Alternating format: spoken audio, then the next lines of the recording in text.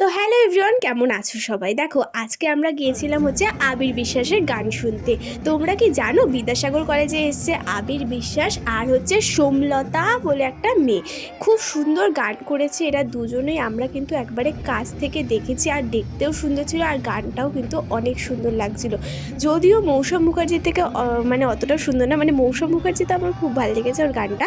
তারপরে কিন্তু আমরা গিয়েছিলাম ফুচকা খেতে, ফুচকা খেয়ে টেয়ে এসে আবার কিন্তু আমি সোমলতা দির গানটা শুনেছি। সোমলতা দি গানটা খুব সুন্দর করছিল, সব একবারে বাংলা গান করছিল আর একবারে মানে এত ভালো লাগছিল, ওখানেই থাকতে ইচ্ছা করছিল। নবদ্বীপ বিদ্যাসাগর কলেজে 3 দিন ধরে অনুষ্ঠান হচ্ছিল আর প্রচুর লোক হয়ে গিয়েছিল। আর হচ্ছে এবার ভেবেছিল যে হচ্ছে দেব আসবে, কিন্তু দেবকে আনেনি। তারপরে কিন্তু আগের বছর এসেছিল অনুপম রায়, ওনাকে দেখতে তো অনেক লোক এসেছিল। সো দেখো আজকের ভিডিওটা এই পর্যন্তই। তোমাদের কার কার ভিডিওটা ভালো লাগলো তাড়াতাড়ি কমেন্টে জানাও সবাই।